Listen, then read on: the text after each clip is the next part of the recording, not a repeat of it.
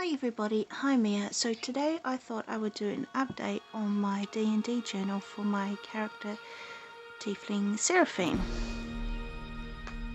So she's got quite a lot chunkier. Open up, again here is Seraphine. This is my little pull out to remind me how all the dice work, because sometimes I do need to double check. And she has taken some levels in Druid, so she is now a level 5 with 3 in Barbarian and 2 in Druid.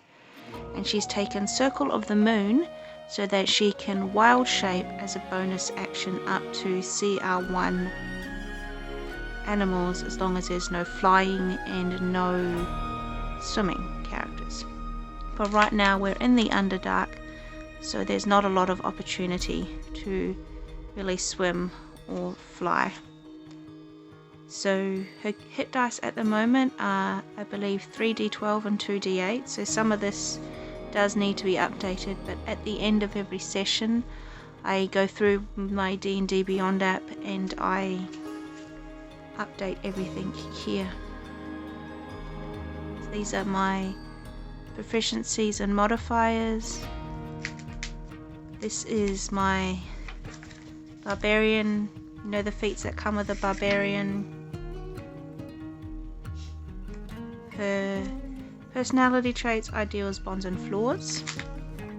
Her character background story, which if you want to know about that, is in my first video about this journal. She also had a moment in a labyrinth where she was transported somehow in like a time loop, where she found out how Mr. Hemlock, the man who, the halfling that raised her in the library in Venlalic, how he died, and that huge big character arc and everything of why she was there. This is her Druid class advancement of how each level, what comes with what. Her wild shape rule to show me, help me remember, and the Circle of the Moon, how the wild shape rule works with the Circle of the Moon Druid. And this is Gus. Gus is a spider that we picked up from a prison. He can talk. We went through this whole character arc of how he's actually a devil, I believe, but then our memories were wiped, all except our paladin, so only our paladin knows that he is the devil, the embodiment of evil and the creator of the Underdark, but he apparently is just on holiday and he was bored and ended up traveling with us. So Gus has a lot of fun just messing with our paladin, and our paladin is always trying to sneakily squish Gus, and we just think that our paladin has an issue with my pet spider who lives in my hair between my horns. And these are our party members, and we haven't played for about 3 months because 2 of our party members had a loss of a really close family member, so they are taking all the time that they need, and we are just quite happy to pause and wait until they're ready. But we're all level 5s. Our character Monk Lycodamon, he has taken some levels in Artificer. Our Ranger Rogue Wood Elf, he's just, sorry, it's not a paladin, it's a cleric. I have difficulty remembering the difference between those two. But a Ranger Rogue is just leveling up. It's our cleric that is having trouble with Gus, and they kind of just, Gus teases him constantly. But I have spent some of the coins that my character Seraphine has earned, giving Gus armor, getting armor made for him, getting him little swords, and using my silver and copper coins and making him like a little shield and a little helmet. So he's armored up, so I think he got a +1 to his armor class from our DM because of how I've geared him up. We've also, in a dragon horde, found a bag of holding. We ended up in a dragon cave, and we were supposed to fight this dragon, and we were all talking about how we kind of were getting stuck, a little bit bored with the story, so our DM thought it might be fun to do a TPK, a total party kill, but we went as a joke to roll to seduce the dragon, and nat 20 we got to seduce the dragon, and then we had to find out who was going to do it. So our rogue seduced the dragon. He got like 40 something points of damage, but now he's just got a standing invitation with this dragon to come over for dinner to meet his mum, because the dragon took quite a shining to him and gave him like a lot of platinum because of how kind he was, and we didn't try to kill him straight up, and while he was busy with the dragon, we were just taking from the horde. We all rolled really well that session, so I ended up with a bag of holding, scooping gold and all sorts of things into it. And it was really funny because I found a skeleton, which turned out to be the skeleton of a character from a previous campaign that other players in my group had. So it was kind of like a nice kind of circling of the story, how it was woven. And this is my little section for my bag of holding, and I've highlighted the fact that breathing creatures inside the bag can survive up to 10 minutes, and that 10 minutes has to be divided amongst the number of creatures, and if it's a 0.5 then it rounds down, otherwise they begin to suffocate. So we can put someone in the bag of holding. I can then wild shape down, crawl under, and then bamf back and get people through like locks and doors and things. So these are the things that I have in my bag of holding, which is some strange things. I have just a +1 dagger, I have some studded armor, a golden crown, a complete skeleton, an Allosaurus incisor, a giant spider fang with enough venom in it to stun but not kill, a chicken leg bone, the toe of another character in our party, and some ears from a drow that we battled breaking out of prison. So that's what's in the bag of holding currently. This is my little note to remind me again how the coins work and how the money system in D&D works, and adventuring gear from how much everything costs and weighs. That's my reminder note, so that I don't have to constantly refer back to the player's handbook, which I am still waiting. I'll wait for a while before I buy the new player's handbook, but we're still going to be playing the 2014 book with the 2014 rules. These are the cantrips and spells, and this is my little reminder to remind me what my casting, my modifier, my spell attacks, and what my dex save is for casting, because as she's taken some levels in Druid, she has a few spells that she can use. So at the moment she's got Thaumaturgy, Speaks with Animals, Beast Sense, Hellish Rebuke, Primal Savagery, Shape Water, Charm Person, Create or Destroy, Water, Detect Magic, Ice Knife, and something else. I think that's Thunder Wave. This section here doesn't get updated as often. I refer back to D&D Beyond more than I refer to the book for this, so occasionally this will get updated, but it's not necessarily updated as often as everything else. These are the organizations, cults and syndicates that we've come across. So we've come across the Drow, which are the guards of the prison we escaped from, and I've written that we've met them in session 1. This also doesn't get updated as often. This I've started keeping count of Seraphine's kills, where she lands the killing blow. So far she's killed a Minotaur skeleton, an elite drow from the Valkenvive prison, a drow soldier, and 2 fire snakes. So she likes keeping count of her kill, and these are different NPCs that we've come across.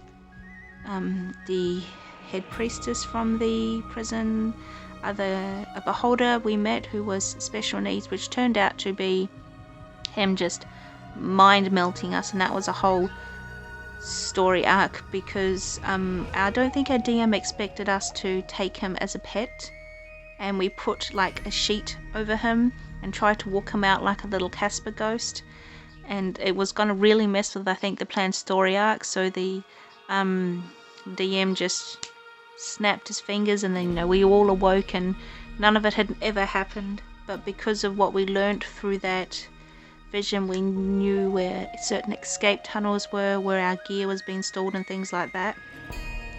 Different elemental wranglers and deep gnome leaders and doctors and things, and monster logs, so animals that we fought a special needs beholder, which turned out not to be special needs, shadow demons, skeletons, an earth elemental, a badger, a minotaur skeletons, and this does need to be updated as well. And I've kept this section of things that have become canon within our game. So ravens can send nudes, but it's more like, stick figures. One of the characters in our party, like a Damon, he has like a mad eye, moody eye, which has a zoom function, but it doesn't work like night vision. My character essentially functions as Google, because she is got a sage background and she grew up in a library, so she's memorized just tons of stuff. My spider Gus is the devil and the creator of the Underdark, and my character Seraphine was in fact the person that killed Mr. Hemlock and was always fated to do so. Kind of like, in the butterfly effect, how we will travel back in time and things would happen and it would affect the future. It was a story arc kind of like that. And this is my color coding system for my notes, and so far we've had about 12 or 13 sessions. There is one session that I'm having a lot of trouble listening to, because it was a very emotionally charged session for some characters, and I find it hard to listen to write down. But these are everything that happened, everything that's highlighted in this color. Color is like a dream sequence, and I've tried to give each session a title. So session 1 is Welcome to the Underdark. Session 2 is Shadow Demons and Betrayal. Session 3, Escape and a New Quest. A Fallen Friend and a New Foe for Session 4. Session 5 was titled A Plan and the Devil is Among Us. We have Session 6, Leaving Town and a Continued Quest. 7 was A Fight with Foes and Leveling Up.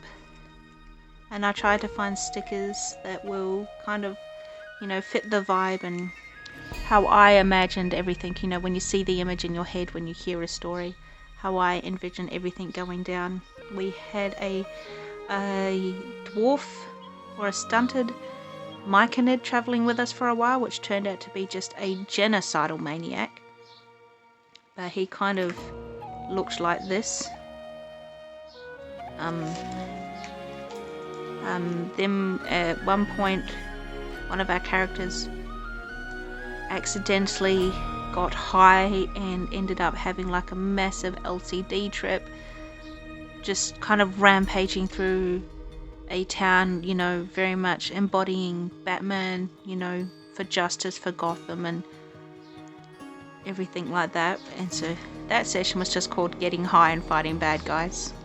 We have come across this sword that our cleric has called the Dawnbringer, and this is like a magical holy sword that is lawfully good. She is afraid of the dark. She has a female essence. Our DM says that she sounds like Emily Blunt, so that's what her voice sounds like.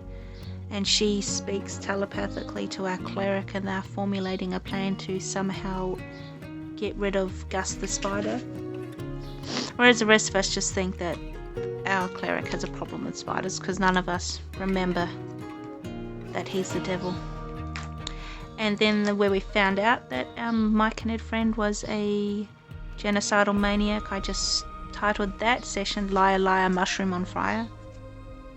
And this is our little raven, which our monk / artificer used to send nudes. Then we have back to Blindenstone and into a maze, just keeping notes of the initiative order, because we had to break at the end of that session mid battle. And a quote from Seraphine from that session was, "People tend to tell you the truth if you hit them hard enough, because she is barbarian more than she is druid. Druid just enough to get the benefits of being able to wild shape, but not necessarily wanting to take that any further.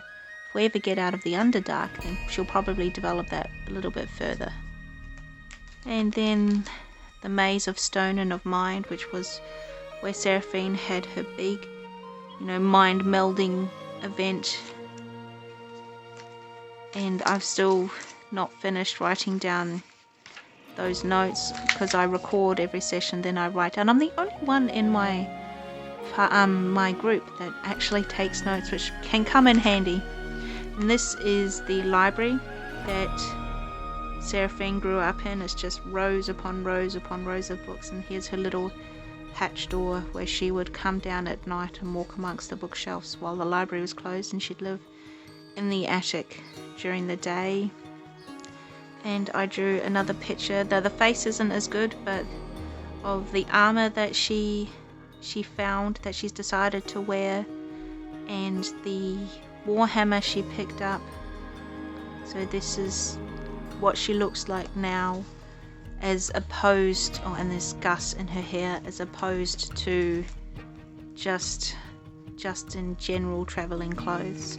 So far this is the update on the D&D journal, and I have a feeling that this campaign is going to morph, because we're currently playing Out of the Abyss, that it's going to morph into a different campaign, something a little bit more exciting.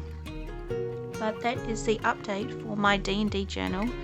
Don't forget to like, subscribe, do all the things that please our algorithm overlords, and I will see you next time.